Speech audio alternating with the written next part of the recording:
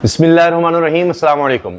सना यूसुफ का कातिल गिरफ्तार कर लिया गया और पुलिस का ये कहना है कि वो दोस्ती करना चाहता था इस बच्ची से और बार बार सना यूसुफ के इनकार पर उसने ये हरकत की कि पिस्तौल से उसको गोली मार दी और उसका कत्ल कर दिया। अब लोग ये कह रहे हैं, पाकिस्तानी अवाम ये चाहते हैं कि इस शख्स को जल्द अज जल्द सज़ा दी जाए, सख्त से सख्त सज़ा दी जाए, इसको मौत की सज़ा सुनाई जाए, इसको फांसी दी जाए और इस तरह से दी जाए कि लोगों को नज़र आए कि आइंदा कोई इस तरह करने का सोचे ना। एक मासूम सी लड़की, और ये कि जी वो इनकार कर रही थी बार बार, इसने बड़ी दफ़ा उससे कोशिश की, अब घर तक आ गया और घर में आकर उसको कत्ल कर दिया। इसके बाद जाहिर है कि तमाम वालिदैन बहुत ज़्यादा परेशान हैं, हत्ता कि अब लोग ये शेयर कर रहे हैं कि हुकूमत की तरफ से कौमी साइबर एजेंसी रिस्पॉन्स टीम की वालिदैन के लिए अहम एडवाइजरी जारी हुई है।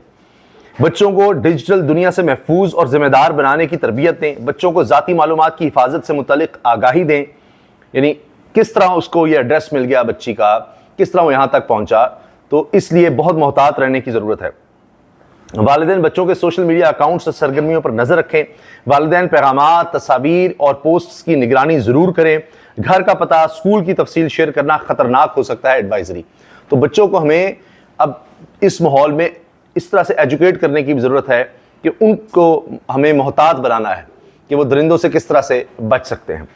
और साथ साथ ये तो है कि हमें कोशिश करनी है, रियासत को कोशिश करनी है कि इतना महफूज माशरा पैदा किया जा सके जहाँ किसी को ये खौफ ना हो कि कोई भी आकर इस तरह किसी को निशाना बना सकता है, कत्ल कर सकता है किसी बच्ची को। तो ये बड़ा हौलनाक वाक़या ये पेश आया और उसके बाद जाहिर है कि अब लोग ये डिमांड कर रहे हैं, ये चाह रहे हैं कि इसको सज़ा तो देनी ही देनी है, जल्द भी दी जाए, लोगों को नजर आए कि इंसाफ हो रहा है। अब दूसरी जानिब जनाब, इस वक्त ये खबर भी गर्दिश कर रही है कि आगे अगले दिनों में अब मुल्क में एक दफ़ा फिर हमें नज़र आ रहा है कि सियासी तौर पर हलचल मचने वाली है और पीपल्स पार्टी के लोग अब नून लीग के खिलाफ बयान तो दे रहे हैं, लेकिन इन बयान को सीरियस इसलिए नहीं लिया जा सकता कि कोई ऐसा काम नहीं है कि जहां पर एक दूसरे की सपोर्ट ना करें। बिल्कुल इन्हें सपोर्ट जारी रखनी है। सिर्फ बयानात इसलिए दिए जाते हैं कि नजर आए, क्योंकि लोग तो अपोजिशन के साथ ही हैं, तो कहीं हम थोड़ा सा इस तरह बात करें कि कुछ थोड़ा बहुत हम नजर आए कि नून लीग से कुछ अलग नजर आए, क्योंकि हम बिल्कुल एक हो चुके हैं। नून लीग और पीपल्स पार्टी में कोई फर्क रह नहीं गया किसी भी तरह से, किसी भी हवाले से। तो दोनों एक हैं, हर सतह पर, हर फैसले में इकट्ठे हैं। जो भी इख्तियार है, इख्तिदार है, हुकूमत है, सब इकट्ठे हैं इसमें। तो लिहाजा इस तरह के बयान आते हैं, उस पर मैं आता हूं। लेकिन ये देखिए क्या है, पीटीआई के pattern in chief Imran Khan से मुलाकात ना कराने पर फोकल पर्सन नियाजुल्लाह नियाजी की तौहीन अदालत की दरखास्त इस्लामाबाद हाई कोर्ट ने आखिरकार कल समाअत के लिए मुकर्रर कर ही दी। कायम मुकाम chief justice Sarfaraz Dogar, justice Arbaz Mohammad Tahir और जस्टिस मोहम्मद आसिफ समाअत करेंगे। 23 मार्च अदालती ऑर्डर पर अमल ना करने पर तौहीन अदालत की दरखास्त दायर की गई थी। अब अंदाजा लगाइए कि हुकूमत को कहा गया अदालत की तरफ से कि भाई मुलाकात करवाई जाए, इमरान खान से मुलाकातें नहीं करवाई जा रही थी, उनके हुक्म की उदूली हुई, तौहीन अदालत हुई और अदालत फिर भी सोती रही। अब इतने महीनों के बाद याद आ गया है और आखिरकार केस लग गया है। दिलचस्प बात यह है कि फिर उसके बाद मर्जी से जिन्होंने मुलाकातें करवानी होती हैं, फिर केस मुकर्रर तब नहीं हुआ जब मुलाकातें नहीं करवाई जा रही थी। फिर कुछ मुलाकातें बहाल हुई, कुछ ना कुछ अब हो रहा है, अब जेल ट्रायल दोबारा शुरू हो गए हैं, तो अब यह केस भी लग गया है। कैसा है कमाल, ये हो रहा है। इसको कहते हैं सिर्फ इंसाफ हो नहीं रहा, आपको नजर भी आ रहा है कि किस तरह का हुकूमती इंसाफ मिल रहा है यहां पर अदालतों से। पीपल्स पार्टी के सीनियर रहनुमा हसन मुर्तजा साहब कहते हैं, मैं आपको हल्फन कहता हूं, हल्फन, अब कस्में उठाई जा रही हैं, मैं आपको हल्फन कहता हूं कि नून लीग वाले बगैर किसी सहारे के अपने हलकों में नहीं जा सकते, बगैर किसी आसरे के अपने लोगों में बैठ नहीं सकते। नून लीग का साथ देने से पीपल्स पार्टी का वोटर नाराज है। पीपल्स पार्टी में अब कुर्बानी की सकत नहीं रही, लेकिन फिर भी कुर्बानी देंगे, इस तरह के बयान देंगे, ये बातें हम करते रहेंगे। नून लीग किसी सहारे के बगैर अपने हलकों में नहीं जा सकती और ना ही अपने लोगों में बैठ सकती है। दुनिया नून लीग के बयानी पर यकीन नहीं रखती, वो पीपल्स पार्टी के बयानी को सुनना चाहती है, जो कि है कि हमने निजाम बचाना है, नून लीग का साथ हमने देते रहना है, जो मर्जी हो जाए, जो मर्जी हो जाए। अभी मैं देख रहा था किसी ने नदीम फजल चंद साहब की एक ट्वीट शेयर की, जिसमें वो कह रहे थे कि सैयदना उमर फारूक का कौल कि दरिया फरात के किनारे कोई जानवर, उसका बच्चा भी भूखा मर जाए तो सवाल हुक्मरानों से होगा। तो किसी ने उस पर जुमला कहा, क्योंकि ये बात वो थी कि एक मुमर खातून भूख की वजह से मर गई घर पे ही, दूसरी उसकी बहन उसको हॉस्पिटल ले जाना पड़ा, कितने दिन से वो भूखी थी। ये हाल है इस वक्त मुल्क में, ये नून लीग की गवर्नमेंट में। तो इस पर नदीम अफजल चंद साहब ने कहा कि जी वो देखें, जानवर का बच्चा भी भूखा मर जाए तो सवाल हुक्मरानों से होना है।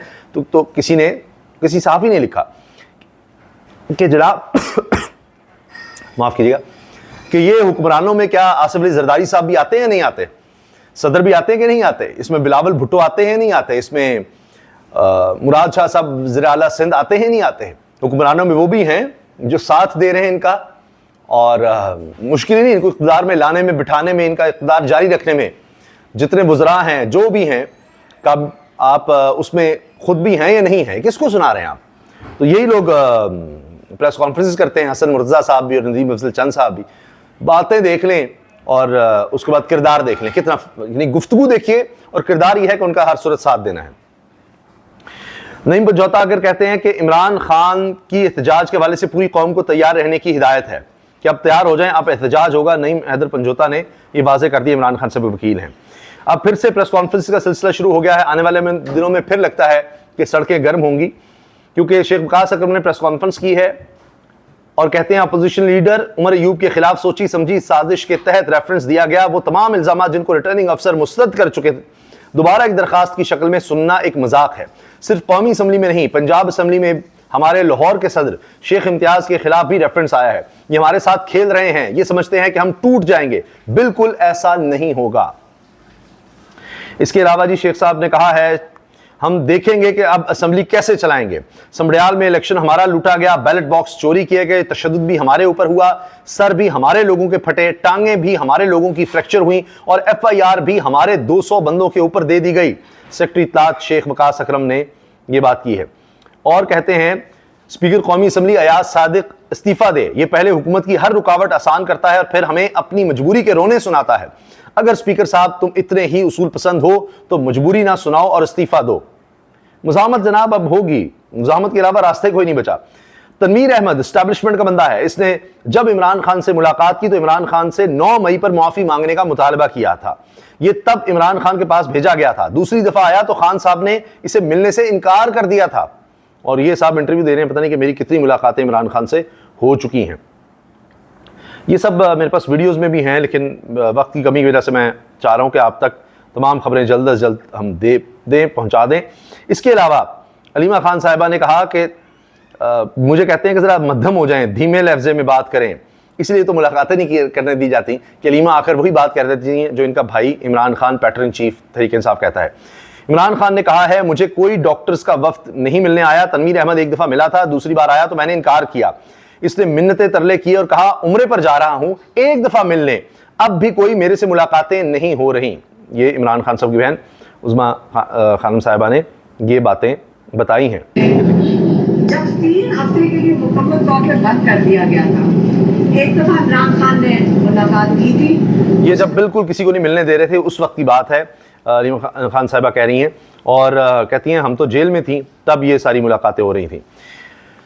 बैरिस्टर गौहर कहते हैं अली मीन गंडापुर को कहा है कि वो अब सूबे को देखें, एहतजाज को अब लीड उमर अयूब करेंगे। ये सुनिए,